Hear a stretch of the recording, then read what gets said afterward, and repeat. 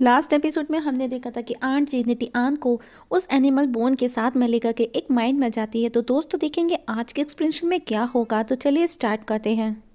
जब वो माइंड में जा रहे थे तो लोगों ने उन्हें रोका, पर आंट का कहना है कि वहाँ कोई भी नहीं होगा। निटी आन अपने fire stone means animal bone का यूज़ कर सकता है फ्रीली और बोलती है तुम टेंशन ना करो, मैं हूँ ना, तुमको प्रोटेक्ट करूँगी। और ये सभी आउटसाइडर हैं।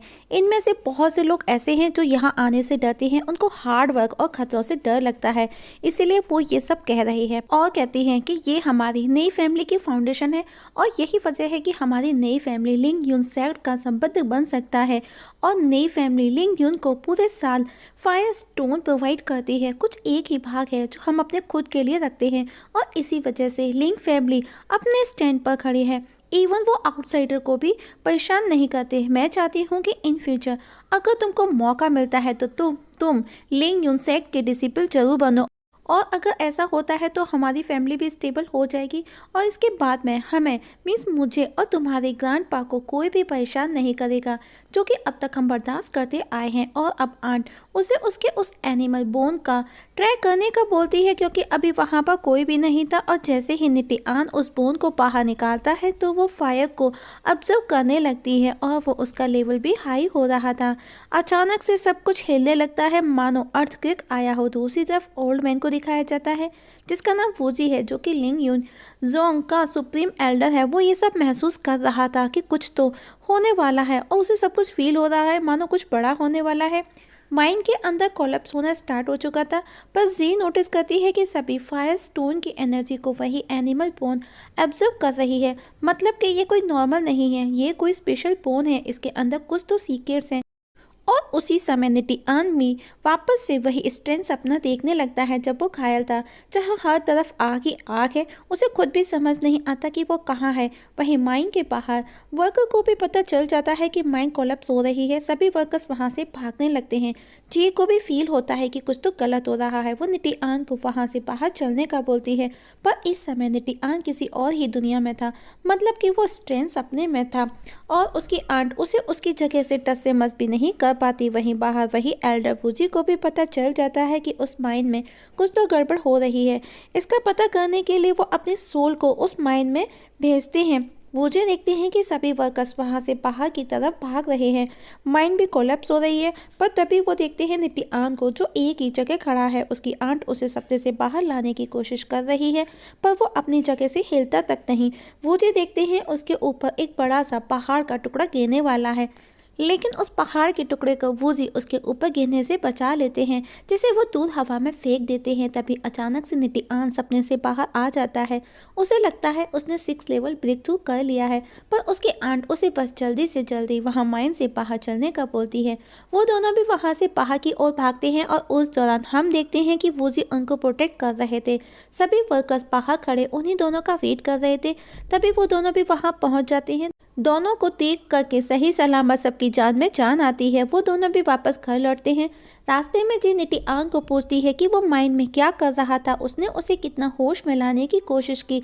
निटी आन आंट को सॉरी बोलता है कि ये सब उसकी वजह से हुआ, जिस पर जी बोलती है इसमें तुम्हारी कोई गलती नहीं है, ये एक नेचुरल फिनोमेना था। तभी उन्हें कुछ आवाज़ आती है। वो अपने आसपास देखते हैं पर उन्हें कुछ भी नजर नहीं आता। तभी जी को कुछ नजर आता है, वो उस पर हमला करती है। निटी आन को वहाँ से भागने का बोलती है, पर उससे पहले कोई उन पर हमला कर देता है, जो कि ग्रेविटी अटैक था। अब वो दोनों ठीक से खड़े भी नहीं हो पाते, हिलना तो दूर की बात थी, और वो दोनों अब बंदी बन जाते हैं। निटी आन को कुछ भी समझ नहीं आता। तभी वहाँ पर 2 लोगों की एंट्री होती है जिनके फेस मास्क से कवर थे, और वो दोनों भाई थे। दोनों आपस में बातें करते हैं कि ये तो आसानी से मर जाएंगे, इनका लेवल बहुत कम है, ये हमारा सामना नहीं कर सकती। जीत उनका सामना करने की कोशिश भी करती है, पर वो ठीक से खड़ी भी नहीं हो पाती और उन 2 मास्क मैन से एक बंदा जी पर हमला कर देता है। अब जी समझ चुकी थी उनका सामना करना मुश्किल है। वो उन्हें पूछती है, मुझे पता है तुमको युआन फैमिली ने भेजा है, बोलो तुमको उन्होंने कितना दिया है, मैं तुमको उसका 3 गुना दूंगी। जिस पर उन 2 भाइयों में से एक बंदा कहता है, अपनी राय अपने पास रखो, युआन से हमें बहुत बेनिफिट्स मिल सकते हैं और वो हम दोनों भाइयों के लिए काफ़ी रहेंगे। वो दोनों देखते हैं कि निटिआन उठने की कोशिश कर रहा है। वापस से वो दोनों उस पर हमला करते हैं और वो फ्रीज होने लगता है। आंट जी उनके आगे गिड़गिड़ाती है कि वो अभी बच्चा है, उसे जाने दो, और निटिआन वापस से गिर जाता है। तब एक बंदा कहता है यहाँ पर अपनी एनर्जी वेस्ट मत करो, और वापस उस पर हमला करता है। निटिआन भी हार नहीं मानता, बार बार उठने की कोशिश करने में लगा था। वो बार बार उठता, बार बार गिरता। वो भी सोचने लगता है कि क्या वो आज यहाँ मर जाएगा। निटिआन को बार बार कोशिश करता देख करके दोनों मास्क मैन एक साथ उस पर हमला करते हैं। फिर भी निटिआन हार नहीं मानता। अब उसके कमरबंद में बंधी वही एनिमल बोन भी स्पार्क करने लगी थी, और आखिर में कहते हैं ना कि कोशिश करने वाले की कभी हार नहीं होती। निटिआन उठ करके खड़ा हो जाता है, उनके उस बार को डिस्ट्रॉय कर उन पर ड्रैगन से हमला करता है। वो दोनों जल करके राख हो जाते हैं। आंट और निटिआन भी दोनों अब सही सलामत थे। जीत कहती है आज वो दोनों उस एनिमल बोन की वजह से ही बचे हैं, ये कोई नॉर्मल बोन नहीं है। दोनों वापस घर पहुंचते हैं और ग्रैंडपा के आने का वेट करते हैं ताकि वो उस एनिमल बोन के बारे में उन्हें सब बता सकें। निटिआन भी सोचता है आखिर इस एनिमल बोन के पीछे क्या सीक्रेट है, मुझे जानना होगा। और अब वो अपने स्पिरिचुअल पावर का यूज़ कर उसे चेक करने लगता है, जिसमें से कई रोशनी निकल करके एक बड़ा सा सर्कल बनाती है। निटिआन उसको पास से टच करके देखना चाहता है। जैसे ही वो उसके पास जाता है वो सर्कल उसे अपने अंदर खींच लेता है, और अब निटिआन किसी दूसरी दुनिया में पहुंच जाता है जहां पर ड्रैगन के बड़े बड़े स्टैचू थे जो उनके मार्शल आर्ट ट्रेनिंग के मैदान जितने विशाल थे। तभी उसकी नज़र एक हाथ के स्टैचू पर जाती है जो कि काफ़ी बड़ा था। कुछ तो मिस्टीरियस है, उसे कुछ भी समझ नहीं आ रहा था। निटिआन को कुछ भी समझ नहीं आता। तभी वो एनिमल बोन भी हवा में उड़ने लगती है। तब निटिआन उसे पूछता है कि वही उसे यहाँ पर लेकर के आया है, आखिर तुम चाहते क्या हो, तुम यहाँ पर मुझे क्यों लाए हो। पर बेचारे को समझ नहीं आता। वो अपना सर खुजलाते हुए बोलता है पर तुम तो बोल नहीं सकते, तुम कैसे जवाब दोगे।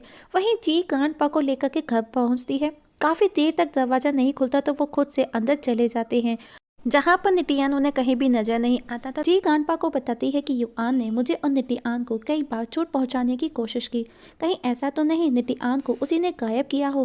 तभी मास्टर ली भी वहां आ जाता है। मास्टर ली कहता है ये इम्पॉसिबल है, निटिआन को इस तरह गायब करना, वो काफ़ी स्ट्रांग है, उसके साथ में ऐसा नहीं किया जा सकता।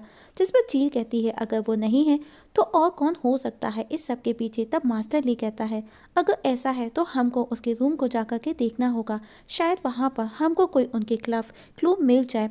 वहीं निटिआन को दिखाया जाता है वो एनिमल बोन उसे अपने पीछे भगा रही थी, मानो वो उसे कुछ दिखाना चाहती हो, बताने की कोशिश कर रही हो। निटिआन को लगता है कि वो उसका मजाक बना रही है, और तभी उसकी नज़र उसी विशाल से हाथ के स्टैचू पर जाती है और उसे लगता है कि वो एनिमल बोन उसे वो पोज बनवाना चाहती है। निटिआन भी वही सेम पोज बनाता है पर लेकिन उसे कुछ खास नहीं लगता, उसे वो किसी काम का नहीं लगता। निटिआन देखता है कि उसी दौरान सेम उसके हाथ के आसपास में वही एनिमल बोन एक ऑरा क्रिएट कर रही है जो कि काफ़ी एनर्जेटिक था, और वो ऑरा उसके चारों ओर फैलने लगा था, और उसके हाथ के अंदर भी वो सेम ऑरा एनर्जी दौड़ने लगती है, जिसे संभाल पाना निटिआन के लिए मुश्किल हो रहा था। और निटिआन उसी हाथ से जोरदार पंच जमीन में दे मारता है और सब कुछ शांत हो जाता है, और इस जगह हमारी आज की एक्सप्लेनेशंस खत्म हो जाती है। तो दोस्तों देखेंगे नेक्स्ट एपिसोड में क्या होगा, निटिआन इस समय किस दुनिया में है और वो एनर्जेटिक ऑरा किस का था, इसका पता हमें नेक्स्ट एक्सप्लेनेशन में लगेगा। तब तक के लिए नमस्कार।